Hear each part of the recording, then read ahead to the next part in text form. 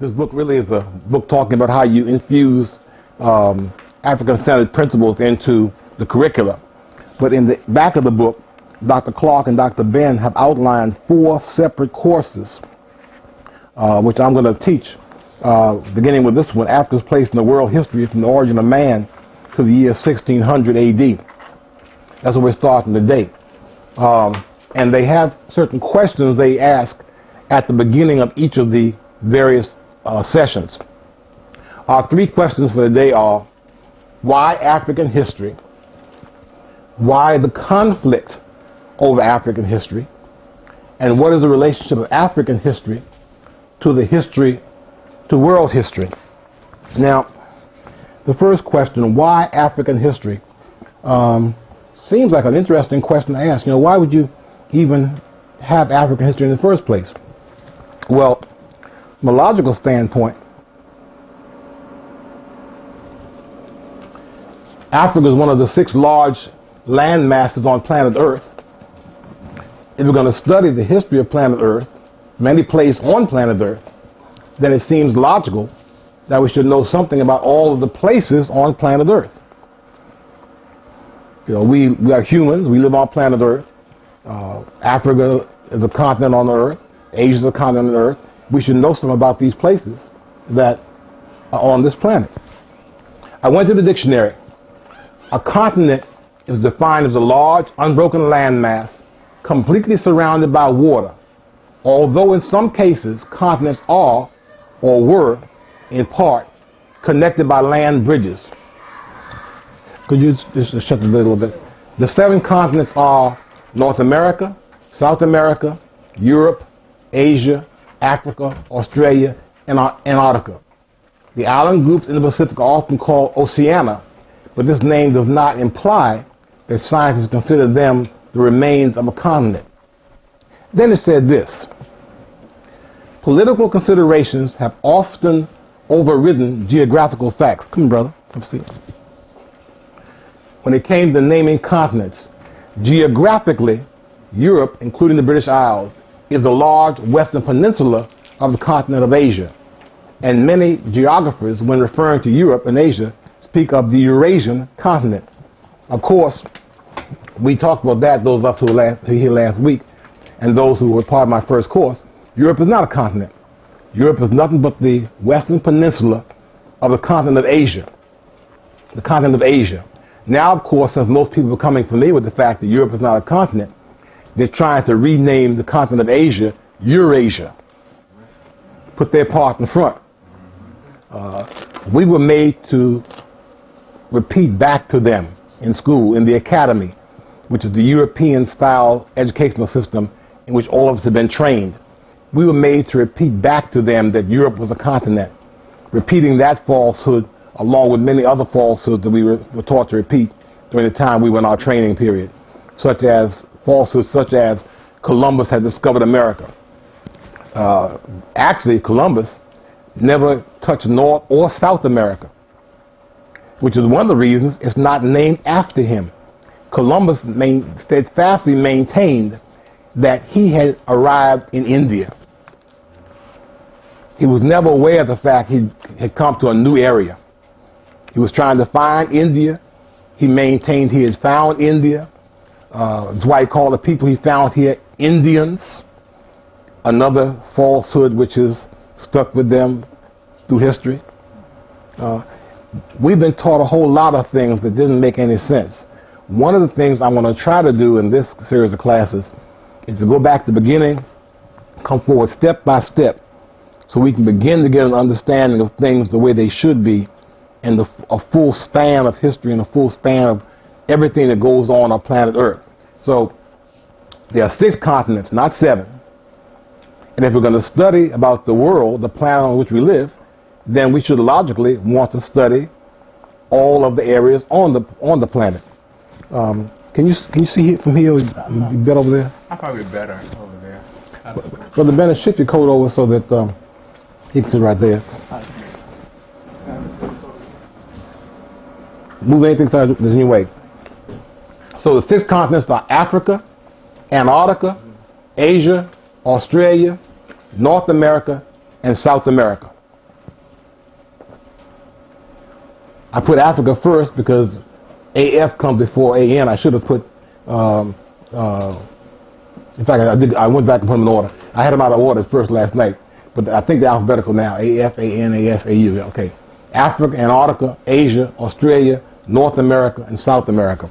We should know something, if we're educated people, about all of those major land masses on the earth. Most of us have never been taught anything about Antarctica or Australia. We've learned a little about Africa, Asia, or South America. We've been taught only about North America and Europe. And I repeat, and Europe is not a continent.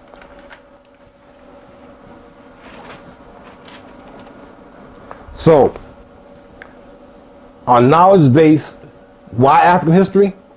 So that our knowledge base will be as complete as possible. That's my answer to the first question.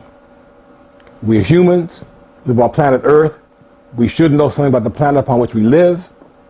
There are 6 major land areas on the planet. If we're going to be intelligent individuals, we should know something about each of the 6 major land areas. To the extent that we don't know anything about most of the land areas, our education has not been complete. Now, question number 2. Why the conflict over African history? Well, there's several reasons. One reason is ethnocentrism. What is ethnocentrism? Anybody know? Sure. Someone else that was. Okay. Oh. Anybody? It's okay. It's when you're concerned basically about yourself and those things that center around you, as opposed to things that are outside. When you use your own ethnic group as a frame of reference from which you judge everything, most people logically should be ethnocentric. You grew up in a culture, you're immersed in that culture, you should know about that culture, you should have a pride in yourself and have an understanding of your people, where you come from. So most people have a normal pride in their own people. If by chance you grow up and you have more knowledge of other people and more pride in other people, and you use other people as the model from which you judge things in society, there's probably something slightly wrong with you. Because logically, most people should know about themselves. Most people start with themselves. In Kemet, over the temple, they'd say, "Man, know thyself." You know, you are a microcosm of the macrocosm. So if you start by understanding yourself, and of course, this presupposes the African philosophy that everything is connected.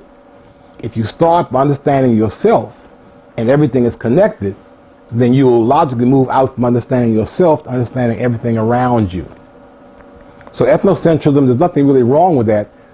We've had in this world, though, extreme ethnocentrism, where some people felt that they were the only ones on the planet important. They become the standard. If you go back, for instance, and you look at most of the European institutions that started around the time of slavery, the fields of sociology, psychology, law, all the various fields, Europeans consistently said that they were the standard. You see people being described as having an unusually long head. Compared to what? Compared to the one who's measuring. Compared to Europeans. Or you're extremely dark. Compared to what? Compared to the one who's measuring. The person who's light. So often these things are so subtle that we don't even stop to think about how strong ethnocentrism can be. Years ago, there was a program on called Me and the Boys. I think it was Steve Harvey's first TV series. Mad Sinclair was on the show. He played a widowed father, 2 sons living with his widow's mother. And in one of the segments, they were watching television, and the boys questioned something on TV, and Steve Harvey was explaining to them, well, back when we lived in the caves, and I'm screaming at my television and said, man, you didn't come out of no cave. That's somebody else's experience. which you've inculcated as your own. And we do that almost automatically in this culture because we're told that Europeans are the standard. I'm wearing this shirt and tie today because brother's photographing me. And when we put this on my website, if we're successful in doing that, I don't want somebody to turn it off the first chance they get to see me because they think I look tacky. Because I look unprofessional. He couldn't know nothing. He wearing a dashiki. If I can get him hooked in first, then I know a little something. Then I can wear him a dashiki and it won't detract from it. But starting out, I've got to understand where they're coming from, where they're starting from. Okay? Ethnocentrism is one of the things that's caused a conflict of African history. Ignorance has caused problems in terms of African history. Some folks just didn't know nothing about Africa. They talked about it. They repeated what they had heard somebody else say. Somebody else who didn't know anything. But they were ignorant of it. You know, I'll show you a quote later on from Will Smith, where he talks about what he learned first time he went to Africa. He was ignorant. Then, of course, the institution of slavery played a large part in why we have a conflict over Africa, because with slavery, it became necessary to justify the things that they were doing. And all kinds of reasons had to be manufactured why slavery was all right. Well, those folks over there, they're ignorant. They're savages. Anything we bring them to out of that savagery is going to be better than what they had. They're heathens. They don't believe in God. So we save them and teach about God. That makes it worthwhile for them coming over here, even though we got to put them in slavery. So a lot of justifications were caused by slavery. And of course, in talking about the people they brought here, they naturally had to talk about the place they came from. Dick Gregory had a joke a number of years ago I thought was kind of funny. He said a buddy of his said, "Dick, I'm going to Africa. Why don't you come in and go with me?" Dick Gregory said, "No, man, I ain't going to Africa." He said, "Eat people in Africa. I'm going to Minneapolis." For those of you who don't know, Minneapolis was the home of Jeffrey Dahmer. And Jeffrey Dahmer was steady eating people. That's Milwaukee. No, it's Milwaukee, sorry. Milwaukee. He was steady eating people.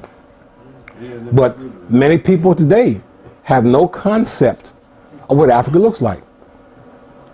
You know, they don't know that Africa has tall buildings. Africa has cities. They think that people live in the jungle in Africa. That was an image created during the institution of slavery. And then finally, out-and-out racism has caused there to be a conflict over African history. Now, what I want to do now is show you some of the things that have contributed to that conflict. Back in the 2nd to the 6th century, in the Babylonian Talmud, which is the Hebrew commentaries on the Bible, the Old Testament, there's what's called the curse of Ham. And the commentary said, "It must be Canaan, your firstborn, whom they enslaved. Canaan's children shall be born ugly and black. Your grandchildren's hair shall be twisted into kinks. Their lips shall swell. Men of this race are called Negroes. Their forefather Canaan commanded them to love theft and fornication, to be banded together in hatred of their masters, and to never tell the truth." That comes from the Babylonian Talmud. And of course, that seeped into European religion and became a basis then for saying that these folks are ugly and black. Black is ugly. White is pure. White is good. Black is ugly. Black is bad. And these people are fornicators and liars. Now, I want you to have the actual text of the story of Canaan. And these are the 3 sons of Noah, and of them was the whole earth overspread. And Noah began to be a husbandman, and he planted a vineyard. And he drank of the wine and was drunken, and was uncovered in his tent. Now, give me the background. Let's put this in Washington, D.C. street language. Noah got drunk, got his head bad, fell out butt naked. Okay? And Ham, the father of Canaan, saw the nakedness of his father was Noah, and told his two brethren without. Ham comes in, sees Noah laid out in the tent, butt naked, drunk, in a stupor. He goes outside and tells his two brothers, Daddy in there drunk, then fell out. And Shem and Japheth took a garment and laid it upon their shoulders and went backwards and covered the nakedness of their father, and their faces were backward, and they saw not their father's nakedness. So what they did now, they put a cloth over their shoulder and they walk backwards. They creep up on him backwards and cover him up so as not to see their father naked. That was a taboo in their culture. Okay. And Noah woke from his wine and knew what his younger son had done unto him. That part's not necessarily logical, because when you wake up with a bad head, you don't know who did what to you. And he said, Cursed be Canaan, a servant of servants shall he be unto his brethren. Now, that's the story. Sir. Oh, I was going to say another. I know they put it in another way. In other words, I don't know. You know, the writers to me, in other words, saying that they raped him, his father. In other words, that's why he was cursed. Sodomy on him, really. Well, I don't necessarily see sodomy in the story. Mm-hmm. But something that I have. I Okay. Not be able to find it, not but I have read that. The simple point I'm trying to make here is that when you read the story, it wasn't Canaan who was involved in the first place. It was his daddy, Ham. Now, what some of the historians say is that this was nothing but a thinly veiled reason to support why the Hebrews felt they had a right to take over the land of Canaan. They had to say something was wrong with the people who were in Canaan to give them possession of it.